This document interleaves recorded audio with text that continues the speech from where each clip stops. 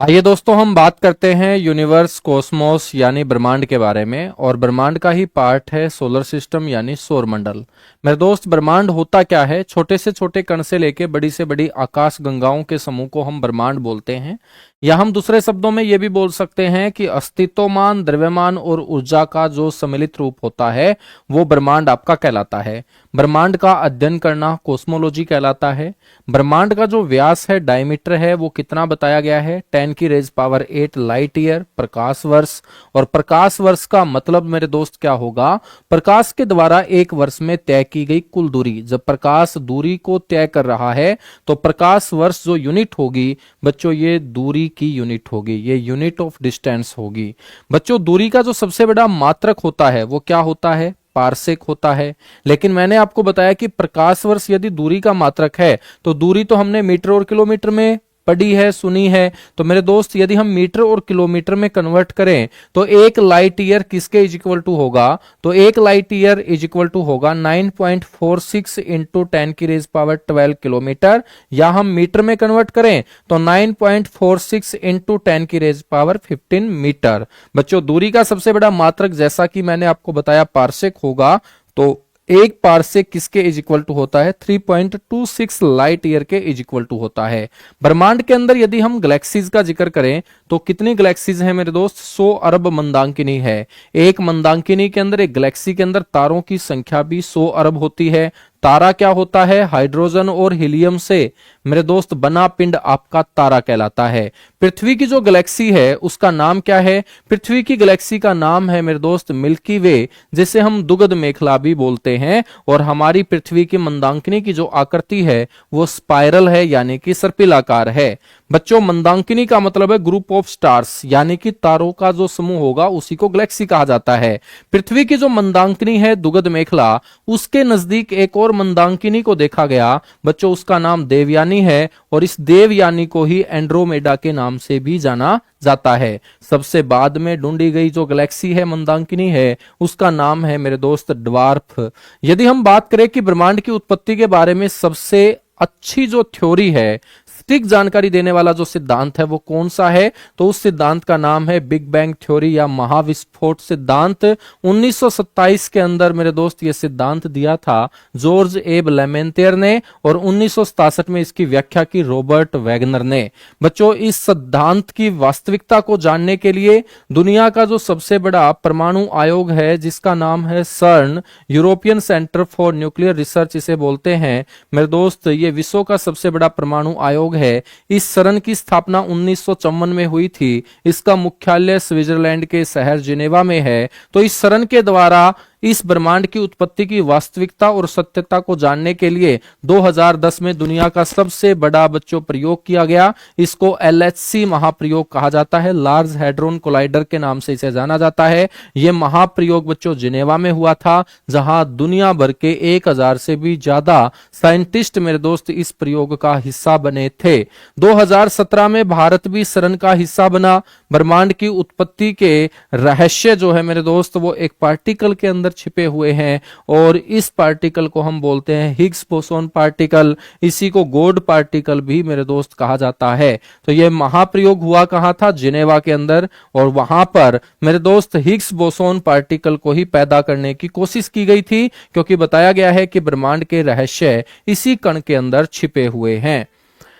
बच्चों, ब्रह्मांड की आधारभूत इकाई हिग्स बोसोन पार्टिकल को ही माना गया है, और लियान लेडरमैन नाम के साइंटिस्ट ने इसे गॉड पार्टिकल की भी संज्ञा दी थी। 1805 के अंदर इंग्लैंड के एक बहुत बड़े साइंटिस्ट विलियम हर्सेल ने बताया था कि सौरमंडल ब्रह्मांड नहीं है, बल्कि सौरमंडल यानी सोलर सिस्टम ब्रह्मांड का मात्र एक अंश है। मेरे दोस्त, हम बात करेंगे तो दुनिया जो कॉन्सेप्ट को पढ़कर खगोलीय पिंडों के बारे में जानकारी जुटा रही थी बच्चों, वो दो कॉन्सेप्ट हैं। एक जियोसेंट्रिक कॉन्सेप्ट है, एक हीलियोसेंट्रिक कॉन्सेप्ट है।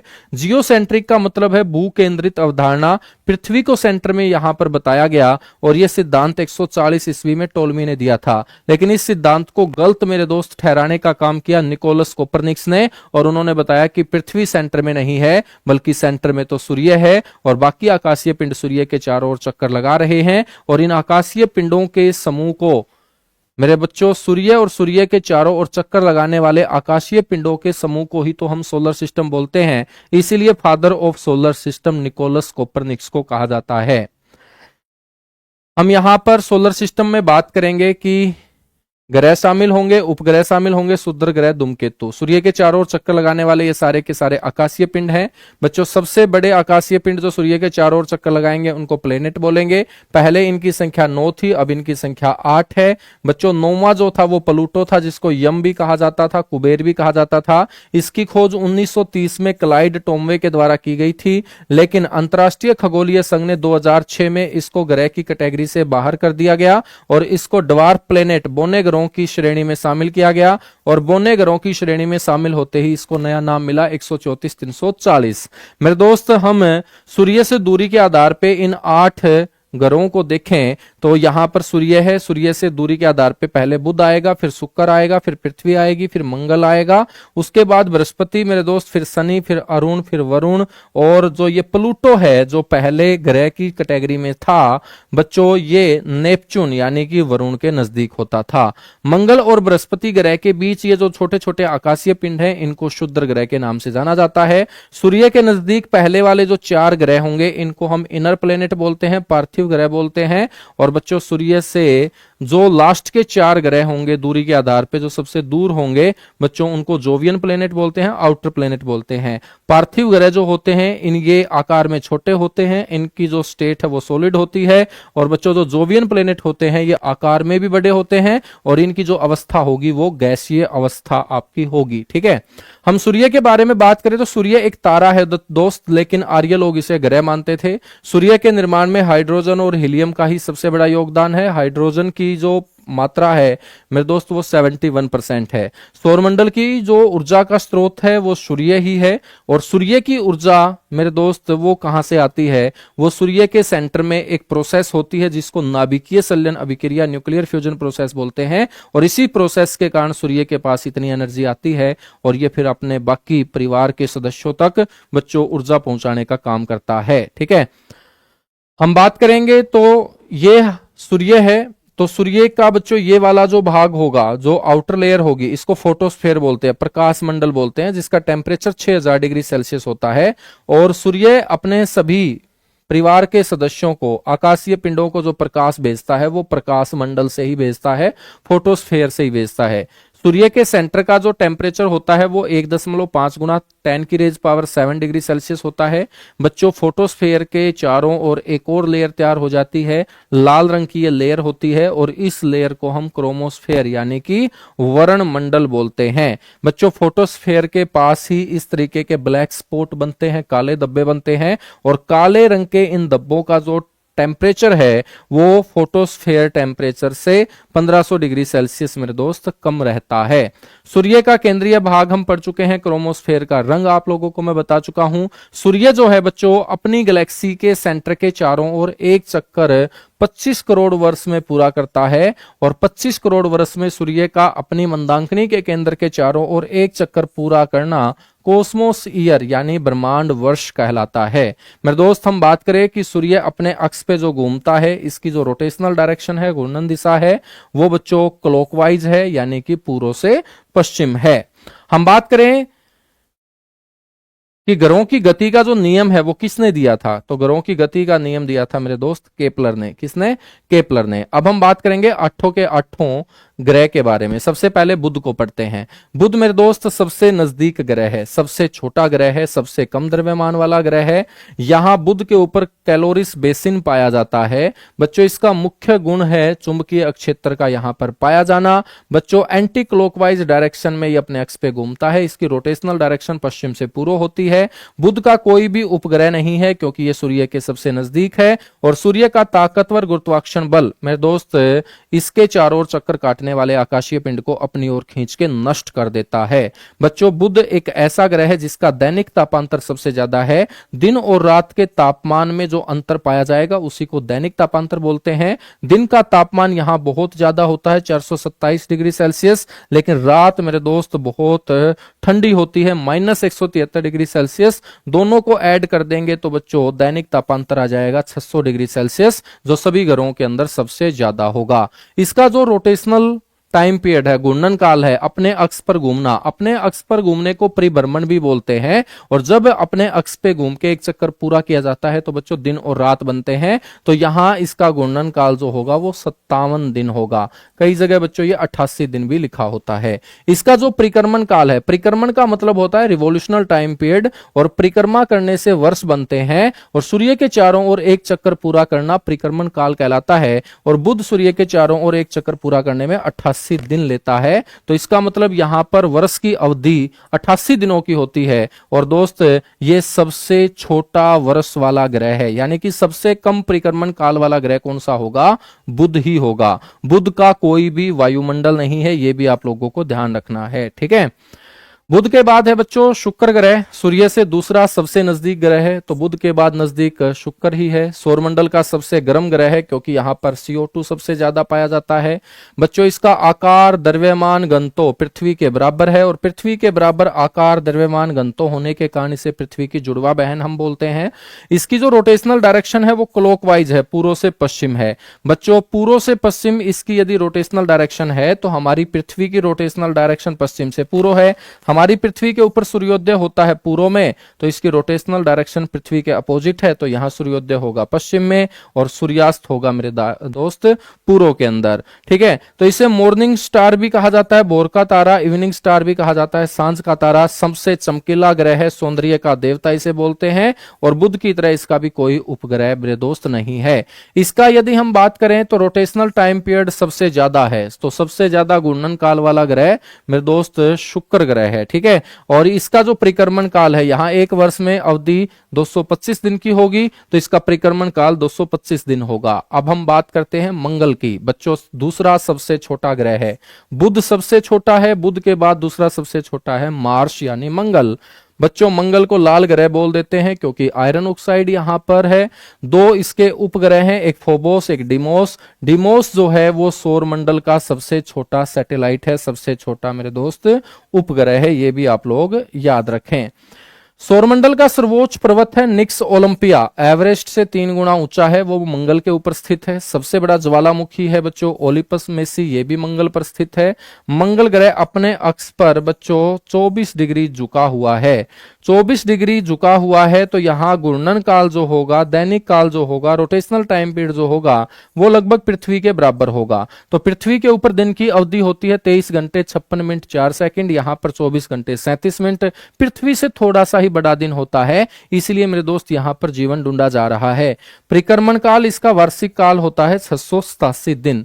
हम बात करते हैं बृहस्पति की, यह सबसे बड़ा ग्रह है, आकार और द्रव्यमान इसका सबसे ज्यादा है, इसको पीला ग्रह भी बोलते हैं। बच्चों इसका सबसे बड़ा जो उपग्रह है वो गैनीमेड है, और गैनीमेड का रंग भी पीला ही है। बृहस्पति ग्रह के अंदर लाल रंग का एक बड़ा धब्बा हमें दिखाई देता है, और बृहस्पति ग्रह के अंदर दिखाई देने वाला लाल रंग का यह बड़ा धब्बा ग्रेट स्पॉट के नाम से जाना जाता है। बच्चों दूसरा सबसे ज्यादा उपग्रहों की संख्या वाला ग्रह बन चुका है जुपिटर। पहले मेरे दोस्त शनि का नंबर आता है, दूसरे नंबर पे जुपिटर। 95 सैटेलाइट 95 सैटेलाइट हैं वर्तमान में किसके? अब बृहस्पति के।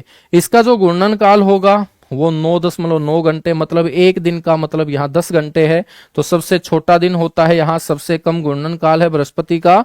और इसका जो रिवोल्यूशनल टाइम पीरियड है, यहाँ साल की अवधि मेरे दोस्त पृथ्वी के 12 वर्षों के बराबर होती है। तो पृथ्वी के 12 वर्षों के बराबर इसकी अवधि होगी। हम बात करेंगे सैटर्न यानी कि शनि की। शनि जो है बच्चों वो दूसरा सबसे बड़ा ग्रह है, आसमान में पीले तारे के समान ये दिखाई देता है। शनि के चारों ओर मेरे दोस्त रिंग बने होने के कारण इसे सुंदर ग्रह भी बोल देते हैं। सबसे कम घनत्व वाला ग्रह है, इतना कम घनत्व है कि इसको पानी की सतह के ऊपर हम रख देंगे तो ये तैरने लगेगा। सबसे ज्यादा उपग्रहों की संख्या है, और इसके उपग्रहों की संख्या है 274। बच्चों इसका सबसे बड़ा उपग्रह है टाइटन, और फोबे नाम का एक उपग्रह है इसका, जो शनि के विपरीत दिशा में घूमने का क्या करता है? काम करता है। उसके बाद आता है अरुण। बच्चों तीसरा सबसे बड़ा ग्रह है अरुण। 1781 में विलियम हर्शेल ने इसकी क्या की थी? खोज की थी। अरुण जो है इसके भी काफी उपग्रह हैं, और इसका सबसे बड़ा उपग्रह है टाइटेनिया। मेरे दोस्त इसको हरा ग्रह भी कहा जाता है, और इसकी घूर्णन दिशा भी मेरे भाई शुक्र के जैसी है, इसलिए यहां सूर्योदय पश्चिम में होगा और सूर्यास्त आपका पूर्व में होगा। यदि हम बात करेंगे नेपच्यून की, तो नेपच्यून को और यूरेनस को, दोनों को जुड़वा ग्रह कहा जाता है। वरुण की खोज 1846 में जॉन गाले नाम के साइंटिस्ट के द्वारा की गई थी। सूर्य से सबसे अधिक दूरी के ऊपर स्थित है, सबसे दूरी पे है, तो सबसे ठंडा भी आपका वरुण ही होगा। और वरुण के उपग्रहों की संख्या मेरे दोस्त कितनी है? 14 है। अब हम बात करते हैं पृथ्वी की। पृथ्वी की जो आकृति है वो जियोड है, यानी सेब के जैसी है। ऊपर और नीचे ध्रुवों से बच्चों चपटी दिखाई देती है। पृथ्वी का ध्रुवीय व्यास, ये वाला व्यास 12,714 है, ये वाला व्यास 12,756 है। दोनों डायमीटर में डिफरेंस बच्चों 42 किलोमीटर का है। आकार में पांचवां सबसे बड़ा ग्रह है हमारी पृथ्वी। शुक्र और मंगल ग्रह के बीच स्थित है हमारी पृथ्वी। पृथ्वी से सबसे नजदीक ग्रह शुक्र होगा। बच्चों एकमात्र ऐसा ग्रह है जिसके ऊपर जीवन संभव है, और जीवन जीने के लिए जरूरत है जल की, तो यहां पर जल ही जल है, और जल ही जल होने के कारण इसे ब्लू प्लेनेट की संज्ञा भी दी जाती है। अपने अक्ष के ऊपर यह 23.5 डिग्री झुकी हुई है, लेकिन अपनी कक्षा के सापेक्ष मेरे दोस्त ये 66.5 डिग्री का एंगल बनाती है। यहां दिन की जो अवधि होगी वो 23 घंटे 56 मिनट 4 सेकंड की होगी, और पृथ्वी के ऊपर बच्चों एक साल का मतलब है 365 दिन 5 घंटे 48 मिनट और 46 सेकंड। पृथ्वी और सूर्य के बीच की जो औसत दूरी है वो 15 करोड़ किलोमीटर है मेरे दोस्त, और सूर्य का प्रकाश हमारी पृथ्वी के ऊपर पहुंचने में समय लेता है 8 मिनट 16.6 सेकंड, या 20 सेकंड भी आप बोल सकते हो। मेरे दोस्त वर्ष में एक बार ऐसा होगा कि हमारी पृथ्वी सूर्य से मैक्सिमम डिस्टेंस पे होगी, अधिकतम दूरी पे होगी, और पृथ्वी और सूर्य के बीच की अधिकतम दूरी होती है 15.21 करोड़ किलोमीटर, और मेरे दोस्त न्यूनतम दूरी होती है 14.70 करोड़ किलोमीटर। बच्चों 15.2 करोड़ किलोमीटर जब अधिकतम दूरी होगी पृथ्वी और सूर्य के बीच, इसको हम बोलते हैं अपसोर, और जब न्यूनतम दूरी होगी उसे बोलते हैं उपसोर। तो अपसोर की घटना होती है 4 जुलाई को, और उपसोर की घटना होती है मेरे दोस्त 3 जनवरी को। पृथ्वी का एकमात्र उपग्रह जिसका नाम है चंद्रमा, और चंद्रमा को बोलते हैं धरती का पुत्र, इसे जीवाश्म ग्रह भी कहा जाता है। चंद्रमा का जो द्रव्यमान है ये पृथ्वी के कुल द्रव्यमान का 1/81 है। इसका मतलब है चंद्रमा से हमारी पृथ्वी कितने गुना भारी है? 81 गुना भारी है। बच्चों डायमीटर ऑफ मून, चंद्रमा का जो व्यास है वो 3480 किलोमीटर है। चंद्रमा का घूर्णन काल और परिक्रमण काल, रोटेशनल टाइम पीरियड और रिवोल्यूशनल टाइम पीरियड, बच्चों दोनों समान होते हैं, 27 दिन 8 घंटे, और दोनों एक साथ, दोनों बिल्कुल समान होते हैं। तो हमें पृथ्वी से चंद्रमा का एक ही भाग दिखाई देता है, और हमें चंद्रमा का कितने प्रतिशत भाग दिखाई देता है? 57% भाग मेरे दोस्त हमें दिखाई देता है। ठीक है, पृथ्वी और चंद्रमा के बीच की जो दूरी है वो कितनी है? 384,365 है। चंद्रमा का प्रकाश देखिएगा, चंद्रमा का खुद का प्रकाश तो होता नहीं है, वो सूर्य का ही प्रकाश होता है, लेकिन ये प्रकाश पृथ्वी के ऊपर जो आता है वो 1.3 सेकंड में आता है। चंद्रमा की जो सतह है उसका अध्ययन करना मेरे भाई सेलेनोलॉजी कहलाता है। चंद्रमा का जो सबसे ऊंचा पर्वत है उसका नाम है लिबनिट्ज पर्वत, और चंद्रमा के ऊपर जो चट्टानें हैं उन चट्टानों के अंदर पाया जाने वाला एक तत्व टाइटेनियम के नाम से जाना जाता है। चंद्रमा की सतह के ऊपर जो धूलकण के मैदान स्थित हैं उसको सी ऑफ ट्रांस इक्वेलिटी कहा जाता है, शांति सागर के नाम से जाना जाता है। और चंद्रमा की सतह के ऊपर पहला जो चंद्रयान था बच्चों वो अपोलो 11 था। अपोलो 11 में नील आर्मस्ट्रोंग बच्चों चंद्रमा के ऊपर कदम रखने वाले पहले व्यक्ति बने थे, और चंद्रमा के ऊपर दूसरा कदम रखने वाले व्यक्ति थे बज एल्ड्रिन। पहला भारतीय व्यक्ति जिसने चंद्रमा के ऊपर कदम रखा था बच्चों वो राकेश शर्मा थे। एस्ट्रॉयड क्या होता है? एस्ट्रॉयड यानी बच्चों क्षुद्र ग्रह, मंगल और बृहस्पति ग्रह के बीच में जो छोटे छोटे आकाशीय पिंड है उनको क्षुद्र ग्रह बोलते हैं, या बोल सकते हैं इनर प्लेनेट और आउटर प्लेनेट के बीच जो आकाशीय पिंड है।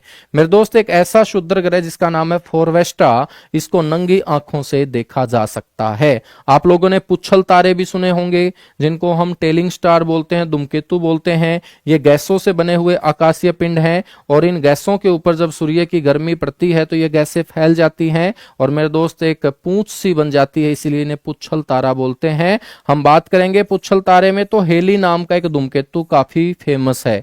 इसका परिक्रमण काल बच्चों 76 ईयर का होता है। आज से पहले पहले ये हेली नाम का धूमकेतु 1986 में दिखाई दिया था और भविष्य में ये दिखाई कब देगा, जब हम 86 में 76 साल और जोड़ देंगे तो ये भविष्य में मेरे दोस्त 2062 के अंदर दिखाई देगा। तो हमें पहले वाला 1986 वाला हेली तो नहीं देखा होगा, लेकिन बेटा 2062 वाला हम पक्का देख के रहेंगे, ठीक है, हम पक्का देख के रहेंगे। तो सूर्य ग्रहण और चंद्र ग्रहण आप सभी को पता है साल में अधिकतम ग्रहण कितने हो सकते हैं, 7 हो सकते हैं। सूर्य ग्रहण या तो 4 लगेंगे या 5 लगेंगे, चंद्र ग्रहण 2 या 3 लगेंगे। सूर्य ग्रहण अमावस्या के दिन लगता है, चंद्र ग्रहण पूर्णिमा के दिन। सूर्य ग्रहण की घटना बच्चों कब घटित होती है, जब सूर्य और पृथ्वी के बीच में चंद्रमा आ जाता है। और चंद्र ग्रहण की घटना कब घटित होती है, जब सूर्य और चंद्रमा के बीच में हमारी पृथ्वी आ जाती है। और तीनों के तीनों आकाशीय पिंड जब बिल्कुल एक सीधी रेखा में आ जाएंगे तो ऐसी घटना मेरे दोस्त क्या कहलाती है, सीजीगी कहलाती है। तो सीजीगी का मतलब है तीनों के तीनों आकाशीय पिंडों का बिल्कुल एक सीधी रेखा में आ जाना। तो ये था आपका बड़ा प्यारा सा इंटरेस्टिंग टॉपिक जिसका नाम है यूनिवर्स, कॉस्मोस, ब्रह्मांड। और बच्चों इसी में हम कवर करते हैं सोलर सिस्टम, सौरमंडल, जिसके जन्मदाता है निकोलस कोपरनिकस। उम्मीद करता हूं आप लोगों को मजा आया होगा और एक एक क्वेश्चन आप लोगों का इस टॉपिक से कवर हुआ होगा। धन्यवाद।